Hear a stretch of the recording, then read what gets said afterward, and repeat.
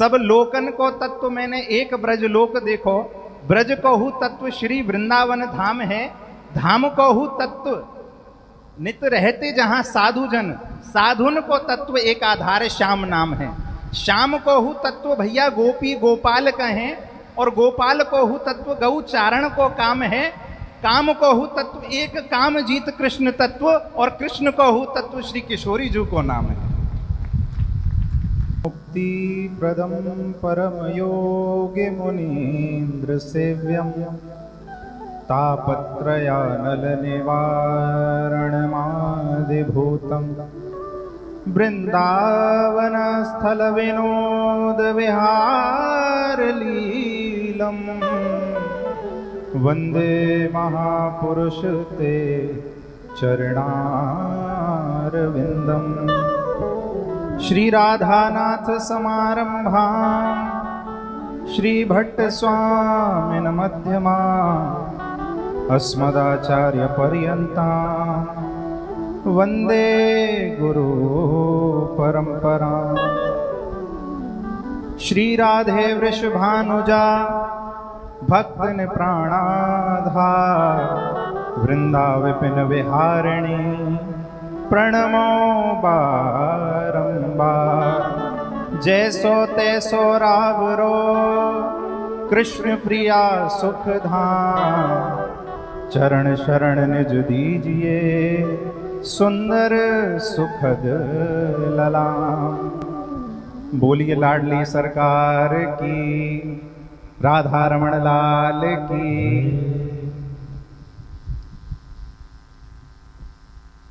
अखंड कोटि ब्रह्मांड नायक, तड़िंतित विडिंदित पीतांबरधारी, भक्त वांछा कल्पतरु श्री बालकृष्ण लाल, श्री राधारमण लाल की वांगमय प्रतिमूर्ति, शब्दमय प्रतिमूर्ति श्रीमद् भागवत जी को कोटि कोटि प्रणाम। तत्पश्चात मंच पर आसीन, मैं तो कहूँ मेरे पिता तुल्य ही और व्यास जी के पिता स्वरूप में पूज्य श्री चतुर नारायण पाराशर जी के चरणों में कोटि कोटि वंदन। एक बात अभी यहाँ चल रही थी कि महाराज जी के नाम की व्याख्या। एक बात मैं छोटी सी इसमें निवेदन करूं कि देखिए, हम अभी वृंदावन धाम में बैठे हैं, ब्रज धाम में बैठे हैं, और अगर मैं यूं कहूं, एक बात निवेदन करूं कि नारायण जब चतुर हुए, जब नारायण ने चतुरता दिखाई, तभी तो वो वृंदावन में आए हैं। क्योंकि ठाकुर जी खुद कहते हैं, ना हम बसामि वैकुंठे योगी नाम हृदय न च, मद भक्ता यत्र गायन्ते तत्र तिष्ठामि नारद। जहाँ मेरे भक्त मेरी लीला गाते हैं, जहाँ मेरी लीलाओं का श्रवण और वाचन नित्य नित्य चलता है, वहाँ मैं बिल्कुल यूं कह सकते हैं परमानेंट रहता हूँ। और मैं तो देखो भैया ब्रज में जन्मा हूँ, तो बस इस ब्रजवासी होने के अधिकार से इस भाव को सुना पा रहा हूँ। एक बात अब व्यास जी के लिए भी मन में आई बैठे बैठे। व्यास जी का शुभ नाम है रामांश जी।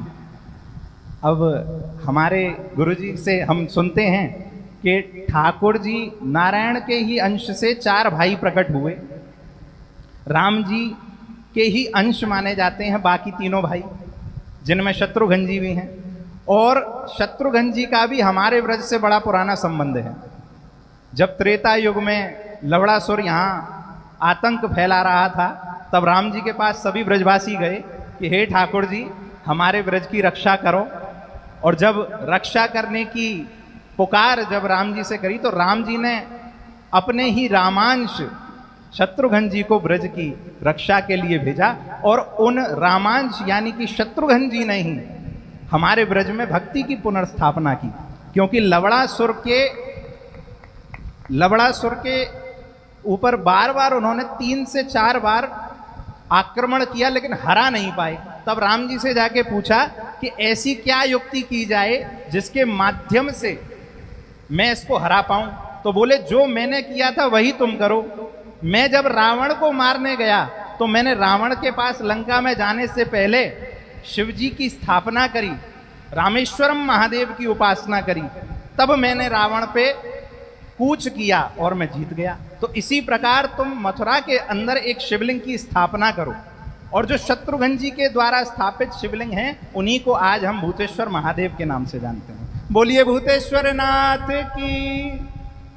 तो भैया रामांश जो हैं वो भक्ति की पुनर्स्थापना द्वापर से भी पहले त्रेता युग में कर चुके हैं। और आज मैं एक बात और इसमें जोड़ दूं कि कलयुग में, और वो भी ऐसे वानप्रस्थ धाम में, वृंदावन धाम की इस पावन धरा पर आपके हृदय में उस भक्ति रूपी, उस प्रेम रूपी कथा का संचार हमारे व्यास जी कर रहे हैं। उनके लिए एक बार जोरदार करतालों से अभिनंदन करें। विद्वत जनों के बीच अपनी वाणी को तो मात्र तोतली वाणी समझूंगा, पर अगर मौका मिलता है तो कुछ सुनाने का मन है। देखिए, ब्रज में और वृंदावन की महिमा में अगर मैं कुछ शब्द कम ना कहूं तो एक बहुत सुंदर सवैये में बड़ा सुंदर तत्व बताया गया है। सब लोकन को तत्व मैंने एक ब्रज लोक देखो, ब्रज कहू तत्व श्री वृंदावन धाम है। धाम कहू तत्व नित रहते जहां साधु जन, साधुन को तत्व एक आधार श्याम नाम है। श्याम कहू तत्व भैया गोपी गोपाल कहें, और गोपाल कहू तत्व गौ चारण को काम है। काम कहू तत्व एक काम जीत कृष्ण तत्व, और कृष्ण कहू तत्व श्री किशोरी जी को नाम है। ये ठाकुर जो लीला कर रहा है ये सब किशोरी जी की ही कृपा है। जब बैकुंठ में लक्ष्मी जी ठाकुर जी के यानी नारायण के चरण पौड़ रही हैं, चरण में बैठी हैं, ठाकुर जी पौड़े हुए हैं, चरणों को चाप रही हैं, तो ठाकुर जी का हृदय उसमें भरता नहीं है। एक कहते हैं बड़ा संस्कृत में, एकाकी ब्रह्म न रमते, ब्रह्म अकेले नहीं रमता। वो ब्रज में आता है, उसको सखा भी चाहिए, उसको किशोरी जी का प्रेम भी चाहिए, उसको गोपियों की उलाहने भी चाहिए। और ब्रज में आके जब वही ठाकुर अपनी ऐसी सुंदर लीलाओं को करता है तो किस लिए करता है? हमारे गुरुजी बड़ी सुंदर बात कहते हैं कि हम उन लीलाओं का स्मरण करके ठाकुर जी का निरंतर चिंतन अपने चित्त में करते रहें। ठाकुर जी इसलिए सारी लीलाएं करते हैं। एक बार नंदगांव में हल्ला मचा कि भैया प्रेम रूपी रस बटेगा, रस बटेगा, रस बटेगा।